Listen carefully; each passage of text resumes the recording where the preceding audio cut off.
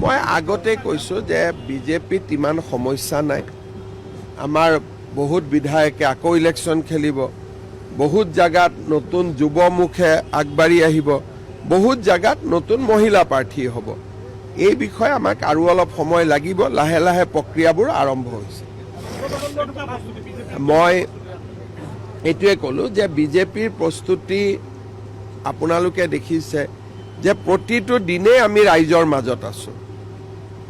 আৰু আমাৰ পাৰ্টিটো এনেকুৱা যে 365 দিনে আমি নিৰ্বাচনৰ কাৰণে সাজু হৈ থাকোঁ।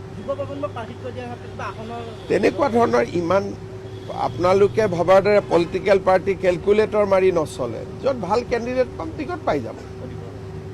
হ'ব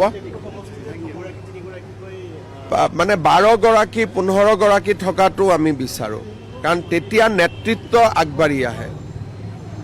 এটা এটা সমষ্টিত যদি 10জন 15জন প্ৰাৰ্থী থাকে, তাৰ মানে এটা য়ং লিডাৰশ্বিপ এটা গ্ৰ' হৈছে। সেইটো একো বেয়া কথা নহয়। সেইটো মই কেনেকৈ ক'ম আজিৰ দিনতে? আজিৰ দিনত আৰু মই জানিলেও বা সাংবাদিকক কিয় ক'ম? মই আগতে কৈছোঁ যে বিজেপিত ইমান সমস্যা নাই।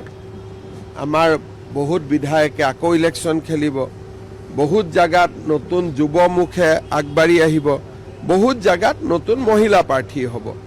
এই বিষয়ে আমাক আৰু অলপ সময় লাগিব। লাহে লাহে প্ৰক্ৰিয়াবোৰ আৰম্ভ হৈছে। মই এইটোৱে ক'লোঁ যে বিজেপিৰ প্ৰস্তুতি আপোনালোকে দেখিছে যে প্ৰতিটো দিনেই আমি ৰাইজৰ মাজত আছোঁ। আৰু আমাৰ পাৰ্টিটো এনেকুৱা যে 365 দিনে আমি নিৰ্বাচনৰ কাৰণে সাজু হৈ থাকোঁ। তেনেকুৱা ধৰণৰ ইমান আপোনালোকে ভবাৰ দৰে পলিটিকেল পাৰ্টি কেলকুলেটৰ মাৰি নচলে। য'ত ভাল কেণ্ডিডেট পাম টিকট পাই যাব। হ'ব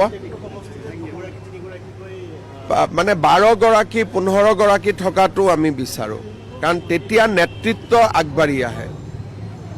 এটা এটা সমষ্টিত যদি 10জন 15জন প্ৰাৰ্থী থাকে, তাৰ মানে এটা য়ং লিডাৰশ্বিপ এটা গ্ৰ' হৈছে। সেইটো একো বেয়া কথা নহয়। সেইটো মই কেনেকৈ ক'ম আজিৰ দিনতে? আজিৰ দিনত আৰু মই জানিলেও বা সাংবাদিকক কিয় ক'ম?